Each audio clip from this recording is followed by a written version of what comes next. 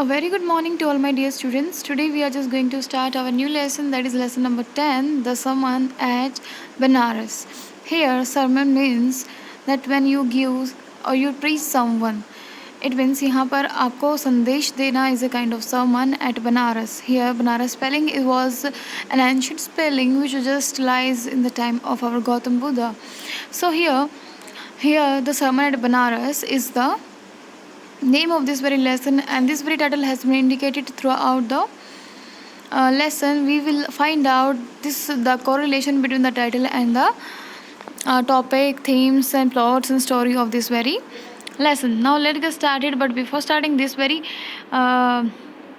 lesson, let me give you some kind of introduction what we will going to read about in this very lesson. In this lesson we are going to read about the Buddha, that is Gautam Buddha, whose name was Siddhartha the first, and how he has just left over the life of the prince, and then he go for the sermons, and he was just in search of enlightenment, as well as he was just giving some of the preaches for the humanities, and how he gained his enlightenment and what he has just learned from his life.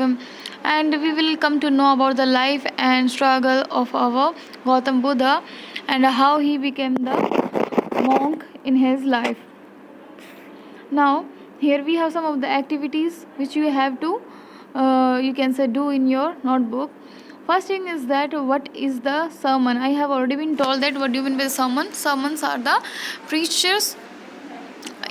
It means जब भी आप कोई संदेश देते हो, like उपदेश देते हो, so these are kind of things are known to be as sermon. उपदेश is sermon. Is it different from a lecture or talk? Yes, आप एक lecture और talk से काफ़ी अलग चीज़ होती है. lecture में आप जनरली किसी को समझाने के लिए वो बात कहते हो, जब तक उसको समझ में ना आए तब तक आप उस चीज़ के पीछे पड़े रहते हो. बट यहाँ क्या चीज़ है, सरमन एक ऐसी चीज़ है बेटा जो संत महात्माएं देते हैं और आपको आपकी सोल को, माइंड को इफेक्ट करते हैं. बट एक लेक्चर जो है वो किसी भी चीज़ को, may be specially for the mind हो सकता है, may be specially for the मेटलिस्टिक thing हो सकता है.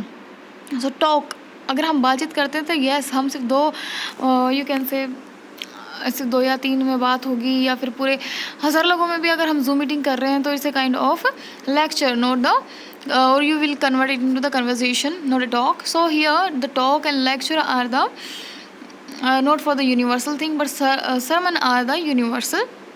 बिकॉज सरमन्स जो होते हैं वो यूनिवर्सल इस वजह से होते हैं बिकॉज उन्हें दुनिया फॉलो करती है. But a lecture or talk can not be followed by every one.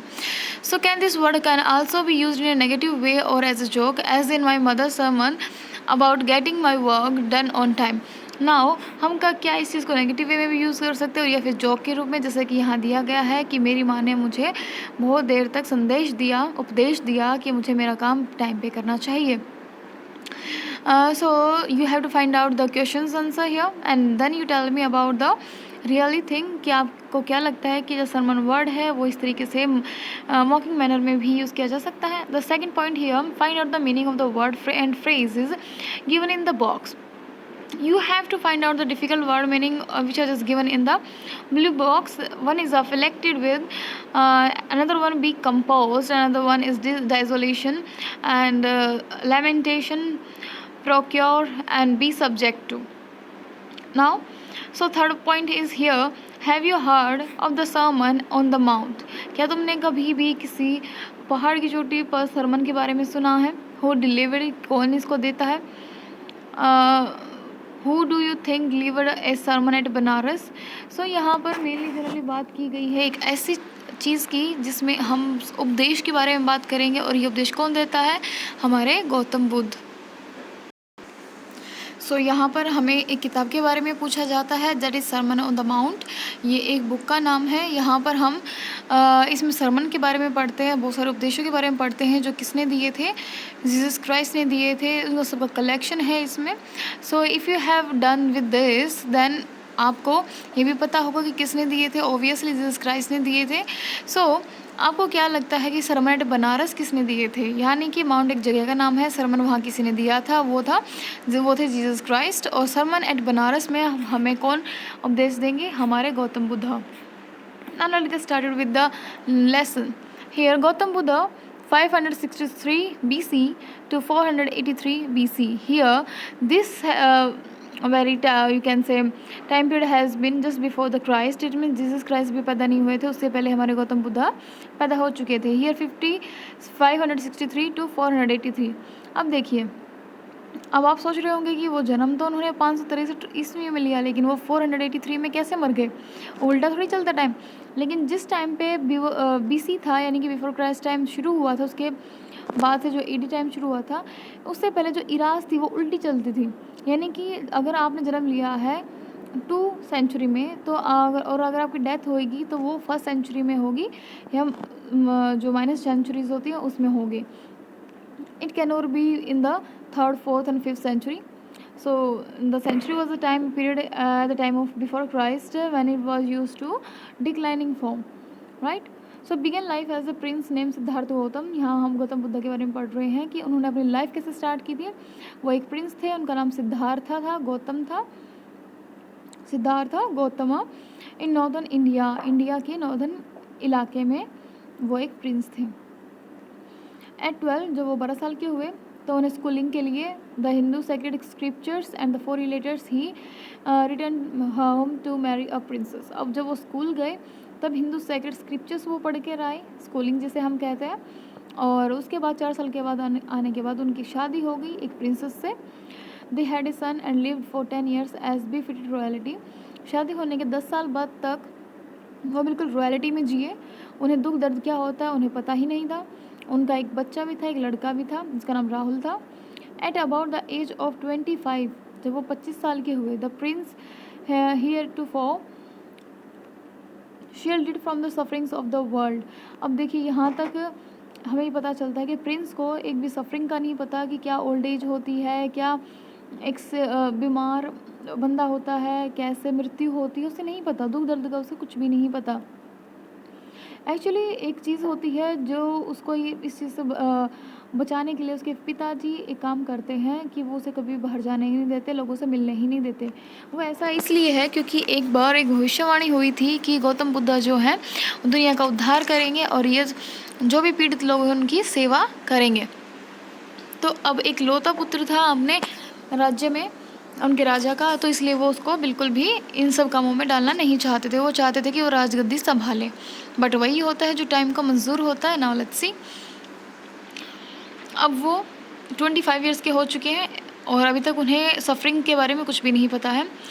जब वो एक बार while out hunting chance upon a sick man, जब वो हंटिंग के लिए बाहर गए, शिकार करने के लिए बाहर गए, तो उन्हें कौन मिलता है? एक बीमार व्यक्ति मिलता है. बीमार के बाद एक एज्ड मैन मिलता है, बूढ़ा आदमी मिलता है.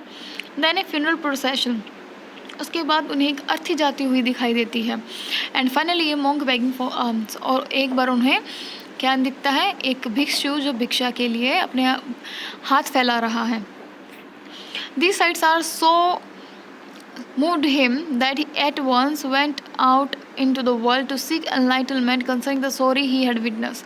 जब उसने पहली बार ये सब देखा तो उसके अंदर एक चीज़ जागृत हुई. उसने कोशिश की सबसे बड़ा ज्ञान पाने की कि इन सारे जो सोरों हैं, दुख हैं, उन सबसे किस तरीके से निपटा जा सकता है. ये दुख दर्द क्यों होते हैं क्योंकि उसे पता ही नहीं है कि दुख दर्द एक जीवन का एक आम हिस्सा है. तो इसलिए वो अपनी इनलाइटनमेंट की तरफ सोचता है. इनलाइटनमेंट मीन्स क्या होता है?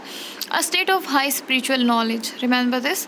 जब भी आप स्पिरिचुअल नॉलेज को गेन करना चाहते हो तो वहाँ इनलाइटनमेंट का वर्ड लगता है. He wandered for 7 years and finally sat down under a peepal tree. उस इंसिडेंट के बाद उसने अपने 7 साल घूमने में बिताए, यानी कि वो यहाँ से वहाँ देखता रहा और उसको सारी जो परेशानी तकलीफ़ें थी उसके बारे में उसने जाना. फाइनली सेट डाउन अंडर ए पीपल ट्री. अब वो कहाँ बैठ जाते हैं? फाइनली एक पीपल ट्री यानी पीपल के पेड़ के नीचे बैठ जाते हैं. Where he vow to stay until enlightenment come. जब वो 7 साल घूमे हैं, अब 7 साल में उन्हें कोई एनलाइटनमेंट नहीं मिली. व्रत किए तो उन्हें व्रत से भी कोई फ़ायदा नहीं मिला.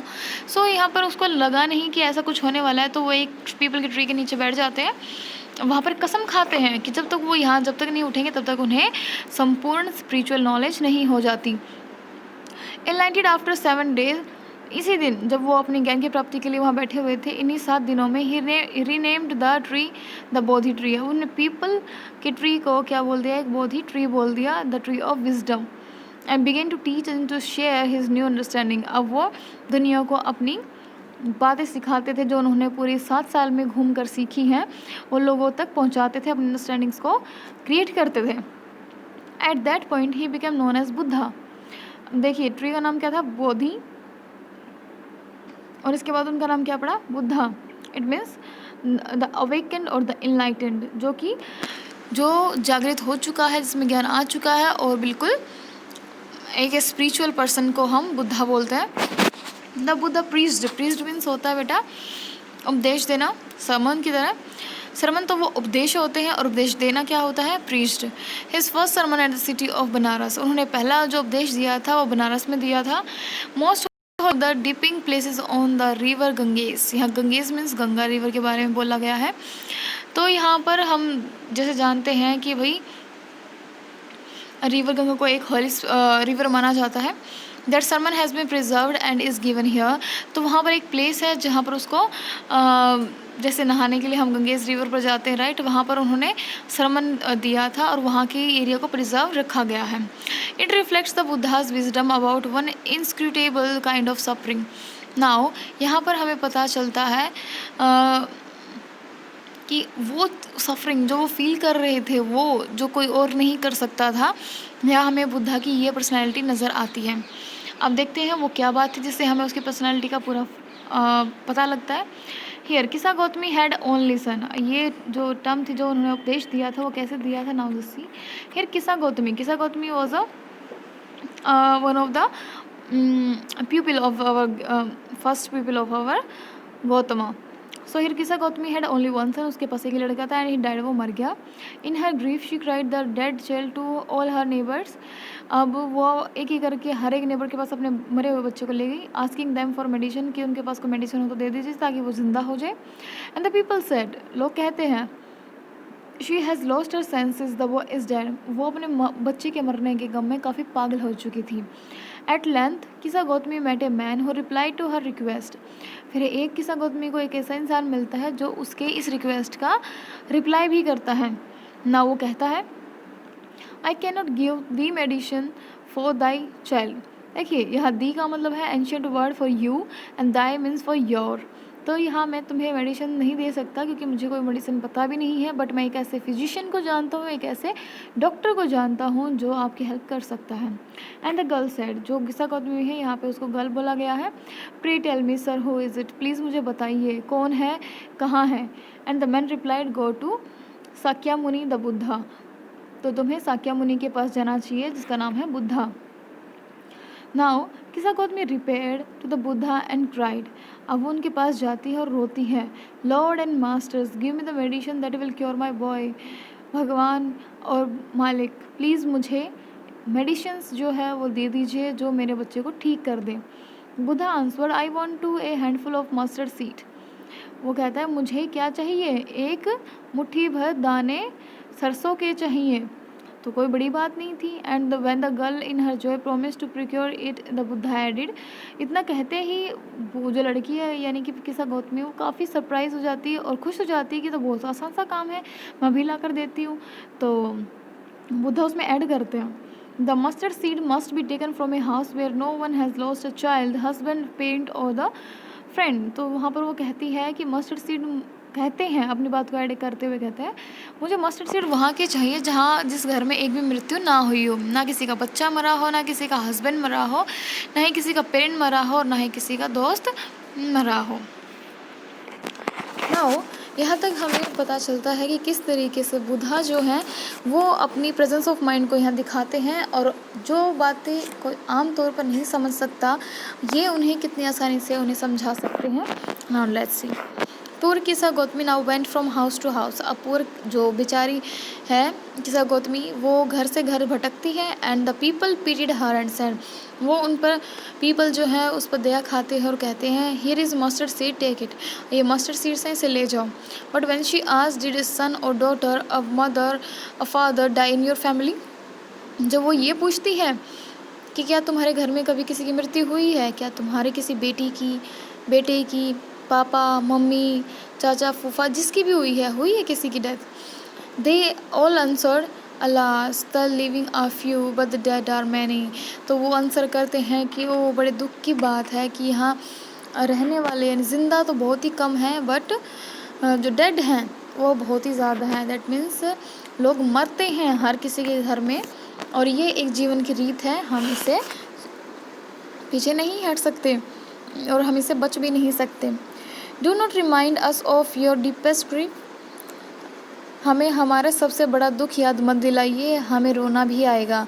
तो यहाँ पर जो पीपल हैं उसको बताते हैं कि किस तरीके से उनकी जो घर में फैमिलीज मेम्बर की डेथ हुई है तो उनकी वजह से उनको बहुत ज़्यादा गहरा दुख हुआ है। And there was no house but some beloved one had died in. ऐसा कोई घर नहीं था जिसमें उनका यारा या प्यारा जैसे भी इंसान है वो मरा ना हो। नकिसा Gautami became very weary in hopeless, और वो काफ़ी थक गई थी और काफ़ी होपलेस थी। And set down at the way side watching the lights off the city. अब वो एक जगह बैठ जाती है और शहर में जलती हुई एक लाइट को देखती है। एज द फ्लिकर्ड अप, वो फड़फड़ा रही होती है। एंड वर एक्सटिंग्विश अगेन, जैसे ही वो एक बार बुझ के दोबारा से ज्वलित हो रही है। At last the darkness of the night reigned everywhere, लेकिन जैसे ही वो फड़फड़ाते हुए बंद हो जाती है, तो जैसे ही वो रोशनी बंद होती है वैसे ही सारी जगह अंधेरा फैल जाता है। And she consider the fate of man, अब उसे आदमियों का, इंसानों का जो फेट है, किस्मत है, वो समझ में आ गई है कि वो क्या उनके जीवन चक्र है ही क्या। That their live flickers up and extinguish again, उनकी ज़िंदगी में लौ जलती है और दोबारा बुझ जाती है। तो वैसे ही लाइफ में ऐसी ही बहुत सारी चीज़ें होती हैं जो हम समझना नहीं चाहते बट होती है। And she thought to herself, वो अपने आप सोचती है, how selfish am I in my grief, मैं अपने दुख में कितनी ज़्यादा सेल्फिश हो गई हूँ। Death is common to all, मृत्यु तो सभी के लिए एक बराबर है। Yet in this valley of desolation there is a path that leads him to immortality who had surrender all selfishness. और इसी दुख में, इस दुख की पूरी घाटियों में जो हम संसार में जी रहे हैं, सिर्फ एक ही पाथ है जो हमें अपने selfish you can say immortality की तरफ ले जाएगा, वो है हम जब अपने सेल्फिशनेस को त्याग देंगे। तो यहाँ से उसको ये बात समझ में आ जाती है। Now the Buddha said the life of mortals in this world is trouble, brief and combined with pain. Now Buddha उसको कहते हैं कि जो मृत्यु है, जो भी इंसान इस दुनिया में अभी जीवित हैं, उनकी ज़िंदगी दुखों से भरी हुई है, दर्दों से भरी हुई है। For there is not any mean by which those that have been born can avoid dying. ऐसा कोई भी इंसान नहीं है जो जन्मा है और उसकी मृत्यु ना हुई हो। After reaching old age there is death, हमेशा ओल्ड एज के बाद तो एक डेथ होती है। Of nature of such a nature are living beings, यही नेचर होता है हमारे लिविंग बींग्स का कि वो जब मरते हैं और ज़िंदा होते हैं। As dry fruits are early in danger of falling, जब जल्दी जो यानी पका हुआ फल होता है ऑब्वियसली वो जल्दी गिरता है। So mortals when born are always in danger of death, वो हमेशा किसी न किसी खतरे में रहते हैं। वो खतरा किस चीज़ का होता है? खतरा होता है मृत्यु का। As all earthen vessels made by the potter and in being broken, so is the life of mortals. देखिए, एक दिन वही घड़ा है जो किसी एक कुम्हार ने, पोटर ने बनाया था, और उसी घड़े में कई बार वो टूट भी जाता है, कई बार वो बीच में भी, कई बार वो नया भी टूटता है। तो इस तरीके से ज़िंदगी के जो मॉडल हैं, जो हम लोग हैं जो अमर नहीं हैं, उनकी लाइफ में भी ऐसा ही होता है। बहुत यंग एंड अडल्ट्स, चाहे वो बूढ़ा हो चाहे जवान हो, both those who are fools and those are who are wise, चाहे वो कोई मूर्ख हो चाहे वो कितना ही बुद्धिमान हो, all fail into the power of death. Death सभी के लिए कॉमन है, हर कोई मरता है, हर किसी के यहाँ मृत्यु दर्शन देती है। All are subject to death, सभी के सभी सब यू कैन से डेथ के लिए बने हैं कि जो जन्म है वो मरेगा ही। Of those who overcome by death depart from life, a father can not save his son nor kinsman their relationship. अगर कोई ऐसा जो डेथ पे ओवरकम कर ले तो डिपार्ट फ्रॉम लाइफ, ऐसा कभी नहीं हो सकता, क्योंकि एक फादर अपने बच्चे को और कोई भी रिश्तेदार, किन्समैन क्या होता है? रिश्तेदार, अपने रिलेशंस को नहीं बचा सकते। मार्क, वो कहता है ध्यान रखो, well relatives are looking on, जब तुम्हें रिलेटिव्स देख रहे हो, एंड लैमेंटिंग डीपली, और वो बहुत ज़ोर से डीपली पश्चाताप, यू कैन से रोना धोना, lamenting is a kind of. तो निराश हो वो बहुत ज़ोर से, and one by one mortal are carried off like an ox that is lead to the slaughter. तो आप अपने कभी रिलेटिव्स को पूछना कि वो इतना गहरे दुख में क्यों हैं, और उनको कहना कि जैसे मॉडल्स हैं उनको मौत जो है वो कैरिड ऑफ यानी ले गई है, बिल्कुल उसी तरह जिस तरीके से एक ओक्स यानी कि एक बैल को किसके हवाले कर दिया जाता है, एक स्लॉटर के हवाले। स्लॉटर क्या होता है, कसाई, राइट। सो हमारे लिए डेथ कैसी है, एक स्लॉटर की तरह, और हमारी लाइफ कैसी है, एन ऑक्स की तरह। So the world is afflicted with the death and decay. तो हमारे वर्ल्ड में ये चीज़ प्रोसेस जो है वो चलती रही है, डेथ एंड डिके का। Therefore the wise do not grieve, जो वाइज होते हैं वो दुख नहीं मनाते। Knowing the terms of the world, वो जानते हैं कि दुनिया में रहने के लिए टर्म्स जो कंडीशंस हैं वो क्या है, और वो ऐसे ही होती हैं कि जैसे जीना है वो मरेगा भी, राइट।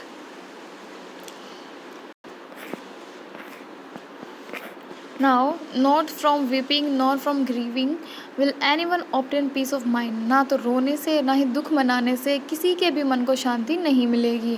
On the contrary, वो भी इसके विपरीत, his pain will be the greater and his body will suffer। उसका जो पेन है वो बढ़ता जाएगा और उसकी बॉडी जो है वो सफ़र करेगी। He will make himself sick and pale। वो अपने आप को एक दर्द और बीमारी के अलावा कुछ नहीं पाएगा, यानी कि उसका जो शरीर है वो पीला पड़ जाएगा, उसके अंदर खून की मात्रा जो है वो कम हो जाएगी। It means that particular person और द दैट पर्टिकुलर पर्सन जो किसी की मृत्यु पे ज़्यादा शोक मनाते हैं, ज़्यादा रोते हैं, तो वो अपना ही नुकसान करते हैं। And the dead are not saved by his lamentation. Lamentation mainly होता है the expression of sorrow, right. So lamentation से हम कुछ भी सेव नहीं कर सकते, हम किसी की मृत्यु को टाल नहीं सकते। He who seeks peace should draw out of the arrow of the lamentation and complain and grief. He who, ये तो भगवान है, seeks peace should draw out the arrow of lamentation, जो उसमें भी एक शांति की लहर लेकर आता है और सारी कंप्लेन और ग्रीफ को भी अपने अंदर रखता है। देखिए, अब एक भगवान ही है, हम उसके बच्चे हैं, हम मरते हैं तो भी वो सारा कोई कंप्लेन कोई ग्रीफ नहीं करता। He who has drawn out the arrow and has been composed will obtain the peace of mind. वही है जो हमारे अंदर लेमेंटेशन का एरो डालता है कि हम रोएं बिखलाएं, और जब कोई भी ऐसा इंसान कोई भी भेज देता है जो उस एरो को निकाल भी देगा और हमारे साथ पीस ऑफ माइंड का भी काम करेगा। He who has overcome all sorrow will become free from sorrow and be blessed. तो हर कोई जो है वो सोरो से ओवरकम हो जाएगा और सोरो से दुखी, मतलब यू कैन से सब फ्री ही हो जाएगा एंड ब्लेस्ड रहेगा।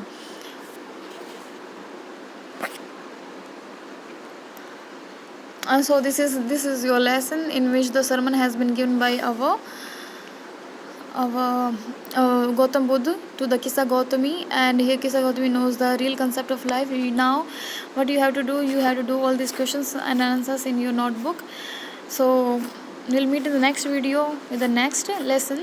I hope this has been clear to you. If you find any kind of difficulty, you can ask me at any time. Thank you.